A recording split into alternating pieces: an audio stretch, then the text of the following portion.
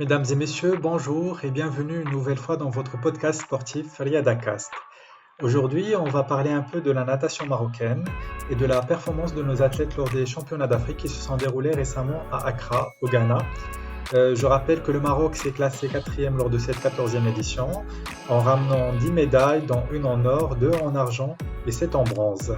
Donc, quel bilan peut-on faire de cette participation et quels sont les défis de la natation nationale pour l'avenir? Pour cela, j'accueille Youssef El Houad, directeur technique de la FRMN, Fédération royale marocaine de natation. Monsieur El Houad, bonjour et bienvenue parmi nous. Je vous remercie, c'est Younes Emenala.ma pour l'invitation, bien sûr, et pour l'intérêt que vous portez à la natation marocaine. C'est un devoir, monsieur El Houad. Alors, pour commencer notre discussion, déjà, on voudrait savoir comment se sont passés ces derniers championnats d'Afrique et est-ce que vous êtes satisfait des résultats obtenus? Oui, je suis satisfait des résultats de nos nageurs, vu la situation qu'on a vécue les 2 dernières années, surtout avec la fermeture des piscines relevant du ministère de la Jeunesse et Sport, sachant que plus de 90% des associations affiliées à la Fédération royale marocaine de natation s'entraînent dans ces piscines. Et on a même trouvé des difficultés pour organiser des regroupements pour les nageurs sélectionnés. Heureusement, il y a des piscines privées qui ont accepté d'accueillir nos nageurs. Oui, monsieur El Houad, vous venez de dire qu'il y a eu cette fermeture de piscine due justement à la pandémie, mais déjà la natation marocaine a toujours souffert d'un manque d'infrastructures, c'est-à-dire il y a encore un nombre très limité de piscines olympiques. Je cite par exemple à Casa, la métropole, il n'y en a qu'une seule de statut public. Alors, comment peut-on appuyer cette petite progression de la natation marocaine? Bien sûr, parce qu'il y a quand même une progression de bons résultats, alors qu'il y a encore un manque d'infrastructures. Effectivement, alhamdoulilah, il y a une progression de la natation marocaine grâce aux efforts de la fédération, bien sûr, des associations et du sacrifice des nageurs et leurs familles.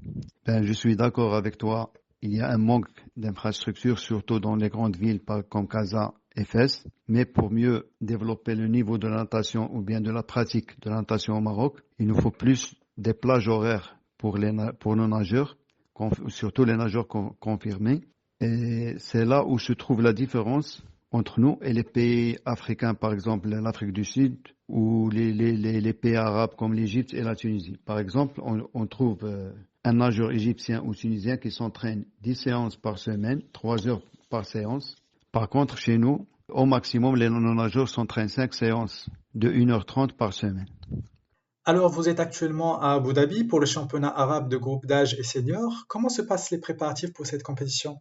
Pour les championnats arabes, les préparatifs se sont bien déroulés grâce aux efforts des entraîneurs, bien sûr, et des nageurs qui ont préféré ne pas bénéficier de leurs vacances d'été pour continuer leur préparation. Bien sûr, on attend de très bons résultats, Inch'Allah. Et notre objectif, c'est de se classer parmi les premiers ou deuxièmes dans ces championnats arabes qu'on a bien préparés. Pour conclure, monsieur El Houad, quels sont les objectifs de la direction technique pour les années à venir? Tu sais, on travaille sur le projet Gilles 24, Gilles 28, et par la même occasion, les nageurs qui sont maintenant sélectionnés, soit pour les championnats d'Afrique ou bien les championnats arabes, ce sont des nageurs de ce groupe, du groupe de Gilles 24-28, c'est-à-dire on prépare nos nageurs pour les championnats, les Jeux Olympiques 2024-2028. Donc notre objectif, c'est de qualifier 2 nageurs pour les Jeux Olympiques 2024 et que ces nageurs se qualifient au moins aux demi-finales des prochains Jeux Olympiques, Inch'Allah. Bien sûr, on souhaite tout le meilleur à nos nageurs marocains. Merci monsieur El Houad pour cet échange. Je rappelle que vous êtes directeur technique de la Fédération royale marocaine de natation. C'est ainsi la fin de notre épisode de Riyadacast. Rendez-vous prochainement pour un nouveau sujet d'actualité sportive. Sur ce, sportez-vous bien.